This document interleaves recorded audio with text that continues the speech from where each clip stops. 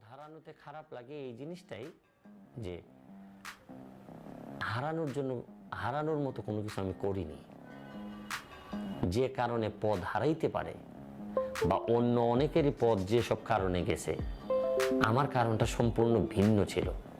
আমার কষ্ট হতো না যদি আমি দুর্নীতির দায়ে বা আমি নৈতিক স্খলনের কারণে যদি আমি অব্যাহতি পাতাম, কিন্তু আমি এমন একটা কারণে অব্যাহতি পাইছি যে সাদাকে সাদা বলতে শিখছি, এখনো পরিপূর্ণ আমার সাথে একমত, প্রশ্নই আসে না। আমি তো বিশ্বাস করি যে আমি যেটা বলছি আমি কোনোভাবেই ভুল বলি নাই, বরং যারা আমাকে অব্যাহতি দিয়েছেন তাদেরকে হয়তো কেউ ভুল বোঝানোর চেষ্টা করেছে। কারণ আমার ব্যাকগ্রাউন্ড থেকে শুরু করে আমাকে তো বঙ্গবন্ধুর আদর্শের সৈনিক যিনি দাবি করেন, তার তো পদ পদবি বড় হওয়ার কথা না। সরকারি দলের সাথে পুলিশ মিশে গেছে। আমি নিজেই চাচ্ছিলাম যে আমি একটা ইতিহাসের সাক্ষী হইতে চাই, যে দেখতে চাই যে ইতিহাস কিভাবে এখানে বিভিন্নভাবে ঘটতেছে।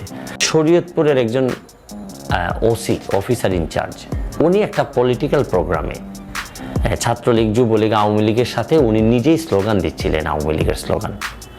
উনি ভয় করি না বুলেট বোমা, আমরা সবাই মুজিব সেনা, জয় বাংলা, জয় বঙ্গবন্ধু, এগুলো বলছিলেন।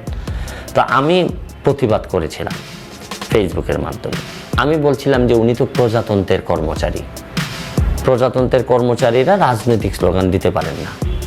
আমি যেভাবে চিন্তা করছি এইভাবে চিন্তা না করে এটা ওনারা আদর্শ বিরোধী হিসাবে ধরে নিয়ে আমাকে সাময়িক অব্যাহতি দিয়েছে। পুলিশের লোকজন যদি স্লোগান দেন সরকারি দলের পক্ষ হয়, তখন হয় কি সরকারেরই ক্ষতি হয়। এটা এইভাবে আমি চিন্তা করছি। সিরিয়ালে তো অনেকগুলো আছে, প্রথমে আমি যেটাকে সিরিয়াল করতে চাই, অন্য মানুষরা অন্যভাবে করতে পারেন। বিং এ লয়ার, মানে আইনজীবী হওয়াটা আমার পেশা, এখান থেকে আমি ইনকাম করি, এখানে আমি পছন্দ করি আর না করি আমাকে থাকতে হয়। বাট মানুষের জন্য কাজ করা, সমাজের যেসব জায়গায় অসঙ্গতি এগুলোতে কাজ করা, বা একটু কাজ করে যদি কোনোভাবে একটু মানুষের উপকার হয়, এগুলো আমার নেশা। সমাজের ওই সকল জায়গায় পৌঁছাই যাওয়া যেসব জায়গায় মানুষ বা আমি আইনের মাধ্যমে পৌঁছাইতে পারি না, তখন এই যে একটা কাজের মধ্যে ঢুকে গেলাম আমি, এটা আমার প্রচণ্ড নেশায় আমাকে টানতে থাকে সামনের দিকে। এই জন্যই হয়তো দেখা গেল যে অনেক আইনজীবী আছেন ভালো করতেছেন, 6 মিলিয়ন মানুষ যখন আমাকে ফলো করেন, আমার কাছে মনে হয় যে শুধু তো ইনকাম করার জন্যই আমি আইন পেশায় আসি নাই। স্লোগান দেওয়াটা আমি মনে করি এটা দেখতে খুবই খারাপ দেখায়, এবং মানুষের জন্য যে ন্যায় বিচারের যে চিন্তাটা, যে আপনি কি ধরেন এখন এর মানে কি ওসি সাহেব যখন স্লোগান দেওয়া শুরু করে, তখন অন্য দলের লোকজন তো হয়তো ভাবতেই পারে যে না, আমি ওসি সাহেবের কাছে আর বিচার পাবো না। ধরেন আওয়ামী লীগের কোনো লোকের বিরুদ্ধে যদি কারো কমপ্লেন থাকে, তো ওসি সাহেবের কাছে গিয়ে তার কমপ্লেন উনি নিজেই হয়তো ভাববে যে না, এটা কতটুকু কার্যকর হবে। আমি খুবই আঞ্চলিক একটা মানুষ, দেখবেন চূড়ান্ত মুহূর্তে মানুষ তার নিজের দিকেই ধাবিত হয়। আমি যখন কথা বলি আমার এলাকা নিয়ে, আমি একদম ডুবে যাই ওইটার ভিতরে, তখন আমার ওই ভিতরের যে আঞ্চলিক কথাগুলা এগুলাই চলে আসে।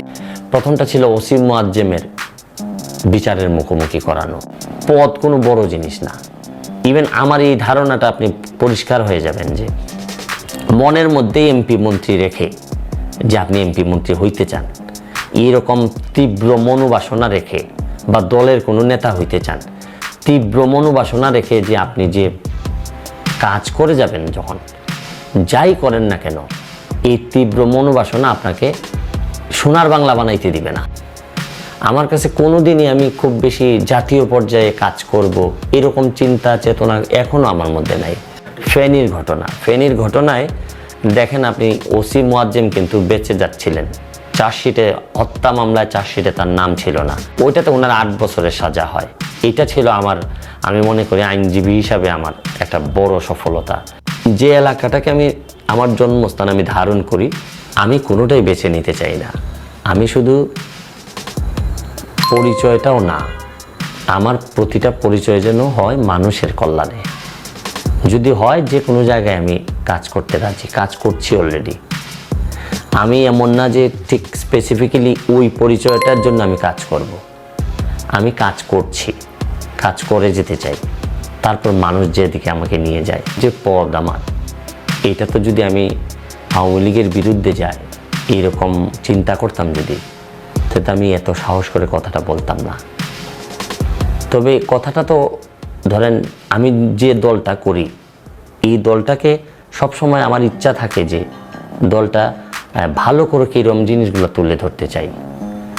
একদম পুরাপুরি খারাপ জিনিসগুলো যে সবসময় আমি আওয়ামী লীগের পিছনেই লেগে আছি, বিষয়টা কিন্তু তা না। আমার কথা হচ্ছে কি, যাদেরকেই খারাপ পাবো আমি, আরেকটা জিনিস হচ্ছে কি, সব বিষয়ে আমি টাচ করি না, বা ধরেন খুব দলীয় বা পাওয়ারফুল মানুষ এত বেশি ভিতরে ঢুকে গেছে আমার আঞ্চলিকতা, এটা অনেকটা বেশি বয়সে ক্রিকেটে গ্রামার শেখার মতো। আপনি আগে যা ভুল টুল যাই শিখছেন, এটা হচ্ছে কি পরবর্তীতে আপনাদের কোচের মাধ্যমে এরকম একজন অফিসার ইনচার্জের বিরুদ্ধে, সরকারি কর্মকর্তার বিরুদ্ধে, আপনি জানেন যে এটা কাজটা আমার জন্য অনেক সহজ ছিল না। এই অনেক কঠিন কাজটা আমি শেষ করতে পেরেছি, এটা আমার কাছে অনেক সফলতা ছিল। আপনি গ্রামার ভুলে যাবেন, আপনার মধ্যে ওই আগের যে প্রাথমিকভাবে যে শেখাটা, এটাই চলে আসে। তা আমার কাছে আমি যখন খুব আবেগপ্রবণ হয়ে যাই, লাইভ বলতে আমি যা বুঝি, আপনাকে সাবলীল জিনিসটা যেটা আপনার ভিতর থেকে আসছে, এইটাই আপনার মানুষের সামনে তুলে ধরতে হবে, এটাই আমি বুঝি। আমার কথা হচ্ছে গিয়ে শোনেন, ল্যাঙ্গুয়েজ কোনো প্রবলেম না, আপনার ভিতর লাইভ মানে কি, আপনার চোখটা মানুষ পড়তে পারতেছে, আপনার মুখের বা আপনার যে চাল চলন, আপনার ভঙ্গি, সব মানুষ দেখতে পাচ্ছে। তো এইখানে সিনসিয়ারিটি এবং জেনুইনিটিটা ইম্পর্টেন্ট এই না যে আপনি খুবই শুদ্ধ করে কথা বলছেন, তা কিন্তু না। আপনার জিনিস যদি মেরিট থাকে, তাহলে মানুষ খুঁজে বের করে নিবে আপনি কি বলছেন। আইন পেশায় হেল্প করে না, এটা তো বলাই যাবে না। পরিচিতি মানেই তো আপনাকে মানুষ নক করবে। তো আমার যে পরিচিতিটা ফেসবুকের মাধ্যমে যেটা হয়েছে, এটা হচ্ছে গিয়ে ধরেই নিয়েছেন যে আমি নিপীড়িত নির্যাতিত মানুষের জন্য আইনি লড়াই করব।